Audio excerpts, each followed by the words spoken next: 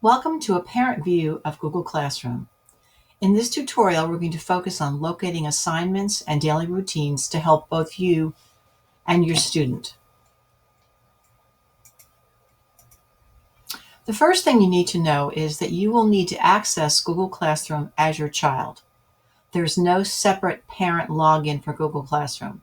So whether your child goes through Clever or just signs in through Google, that's the way you'd have to access the classroom as well. I want to focus on a couple of different tools to help you. The first being the calendar, or think of it as a digital homework pad.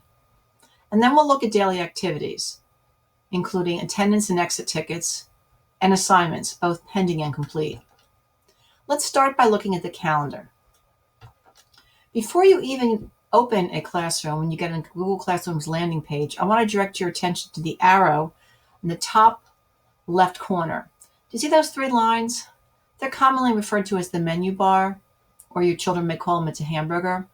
That's where the calendar is going to be. When you click there, you'll see a drop-down menu open, and calendar will be the second icon down. When you select calendar, it'll give you a digital assignment pad. It'll show assignments for all classes. It doesn't show any status, whether they're done or not. It just shows you the assignment, just like a paper assignment pad would. You can change to see just specific classes if you want, and you can scroll backward and forward through the calendar to see what's coming up. So this is your digital assignment pad. Let's just go back for a second.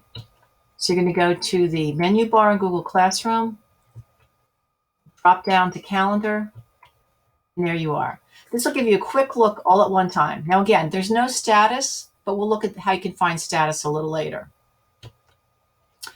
Let's shift gears now and look at daily activities. Daily activities are really two major parts. To complete an attendance and or exit ticket, depending what your student's teacher is calling it, and to complete classwork. Before we move on, though, it's important that you understand there are three main parts of Google Classroom, three tabs or three windows. The one in blue is the stream.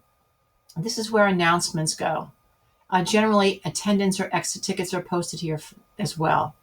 And the second tab we'll look at is the classwork. This is where the assignments are posted. Now, attendance exit tickets, let's take a look at what they look like. They're going to be on the stream. Most teachers are posting the exit ticket or attendance on the stream because it's the first page your student will see.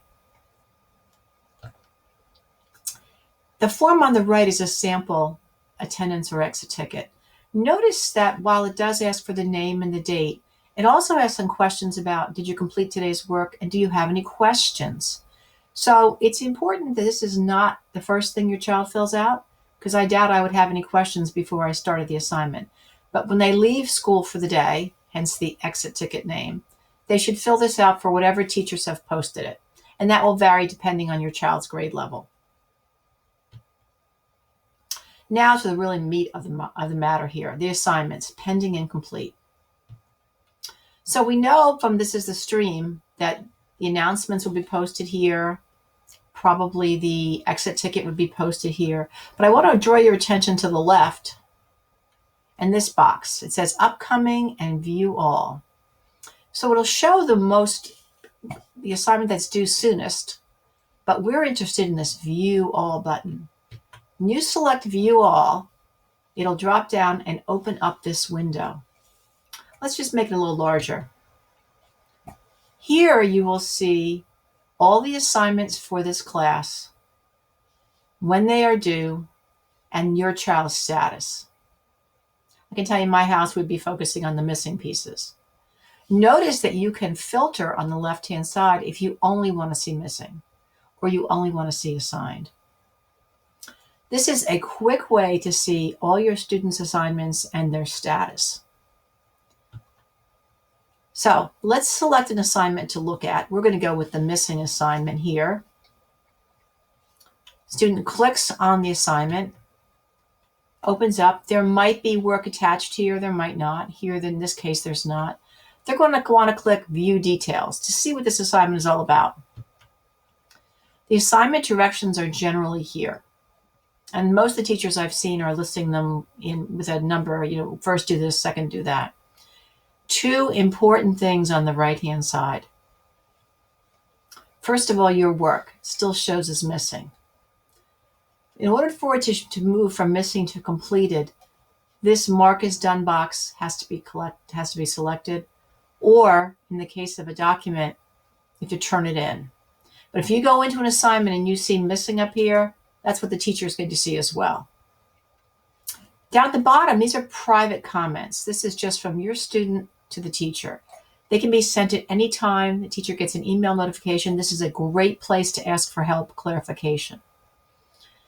So if you see missing up here, it's still missing because perhaps they haven't marked it as done or turned it in.